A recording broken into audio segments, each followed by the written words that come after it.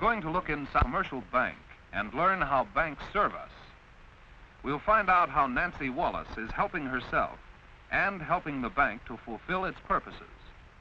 By looking in on Frank Hamilton, we'll learn the meaning of credit.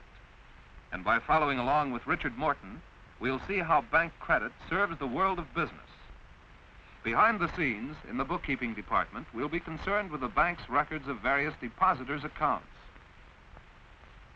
and with the bank's own balance sheet. Let's look at the balance sheet this way.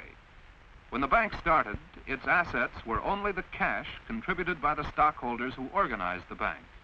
This was balanced, on the ownership side, by the capital stock issued to the stockholders.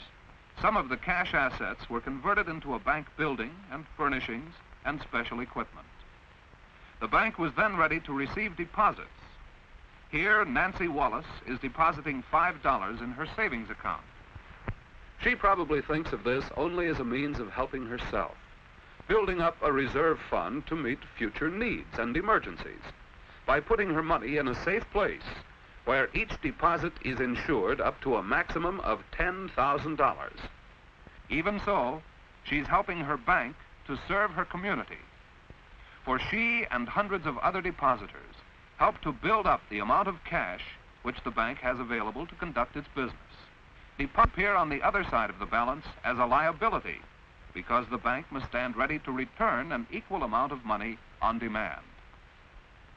Deposits in savings accounts are called time deposits because the depositors intend to leave the money in the bank for some time.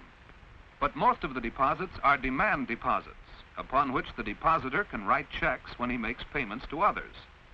Such deposits are made in commercial or personal accounts, often called checking accounts. Frank Hamilton is depositing some money, and also a check, his paycheck. On the deposit slip, the amount of the money and the check are added together, just as though it were all money. And yet, a check is not money. It is an instrument for the transfer of credit, which is a substitute for money. What does that mean? Well, how would you like to have to get up every morning in time to pay the milkman? Does this bother? The dairy sells its products on credit, and at the end of the month sends a bill for the price of the milk delivered during the month. This is called personal credit or consumer credit. But now, Mr. Hamilton still doesn't want to go to the dairy office to pay his bill. So he will mail them a check for the amount of money he owes them. And this is where the bank comes back into the picture.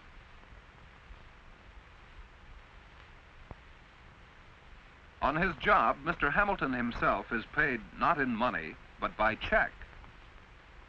He deposits his paychecks in the bank. He receives no money for his work. But in the bookkeeping department of the bank, the amount of the deposit is credited to Mr. Hamilton's account. In other words, it is added to the amount of his credit in the bank. Meanwhile, the amount of the check is deducted from the amount of credit available to Mr. Hamilton's employer.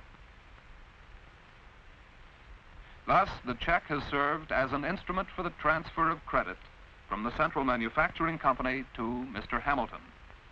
In addition to personal checks, there are several other types. A certified check is a personal check that is guaranteed by the bank on which it is drawn.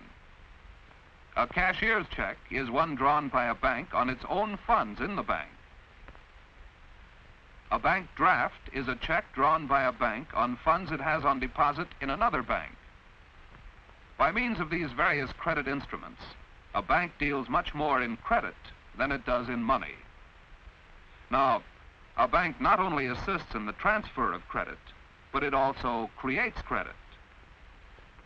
To see how this is done, we'll follow Richard Morton into the loan department of the bank. Mr. Morton owns a hardware store in town.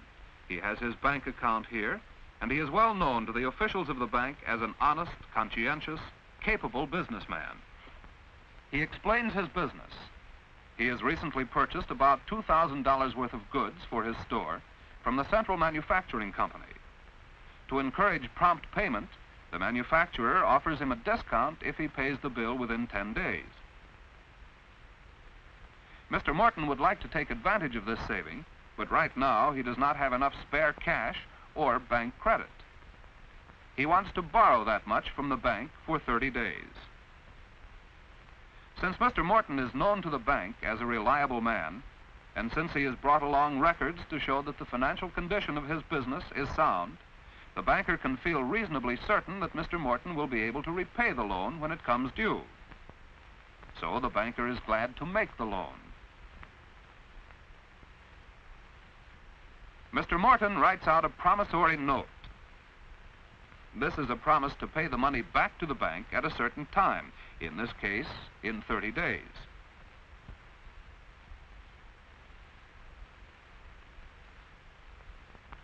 As so often happens in a bank, no money changes hands. The amount Mr. Morton has borrowed is simply credited to his account, minus the interest which the bank charges for this service. When interest is deducted in advance, we call it discounting a note, and the interest is called discount. Other notes provide that the borrower receives the full amount and pays it back, plus interest. Either way, the interest that it collects on loans is one of the bank's principal sources of income. Now Mr. Morton has obtained his loan. He has increased his bank credit by nearly $2,000. But this credit was not transferred to him from some other account, so where did it come from? The bank always has on hand a reserve of money received from the stockholders and depositors. On the basis of these cash reserves, a bank can create credit. As a result of the loan to Mr. Morton, the asset, loans and discounts, is added. To balance this, the deposits figure is increased by the amount of the loan which is left with the bank. So, besides providing a safe place for depositing money and making it easy for people to transfer credit from one to another, a bank serves a community by making additional credit available for many purposes. For a family to build a new home, for a merchant to enlarge and remodel his store, for a farmer to purchase new equipment, for a manufacturer to meet his payroll during slack selling periods, for a family to meet the cost of an expensive illness, and for many other good reasons why people are always needing more money, more credit, than they have immediately available. Since most of these transactions involve the transfer of credit rather than cash, they increase the bank's deposits much more than they decrease its cash. Consequently, the bank needs to keep comparatively little cash on hand. By proper timing, new loans are made at about the same rate that old ones are repaid. For instance, when Mr. Morton's customers pay their bills, he deposits their checks in his bank account. Most of the credit Mr. Morton borrowed from the bank, he transferred to the central manufacturing company to pay his bill. His subsequent deposits build his credit up so that by the end of the 30-day period, he can repay the bank the credit he borrowed. In exchange for this check, he receives back his promissory note marked paid in full. Still, for all the work this credit has done, it has had little effect on the bank's cash. What then does the bank do with the rest of the cash the depositors have left with it? Some of it is put to work for the federal government, and in exchange for it, the bank holds bonds and other government obligations. Some of it is put to work for the community in which the bank is located, in exchange for municipal bonds and securities. Much of it goes to build up the industrial might of the nation, in exchange for corporate securities. And finally, some of the cash goes into Federal Reserve bank stock. Our Federal Reserve System serves as a banker's bank, facilitating the transfer of credit among member banks throughout the nation in the same way that each bank helps its customers to transfer credit. So, when Nancy Wallace deposited $5 in the bank, she was not only helping herself, she was helping the bank to create credit used in carrying on the business of her community and her country and her world. The credit thus created is far greater in amount than all the money in the world.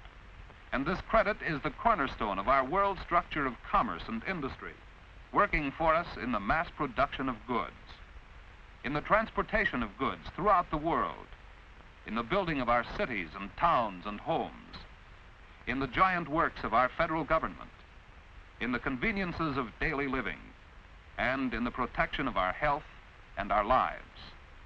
All this is done with credit. Credit created by the bank out of the deposits made by all of us.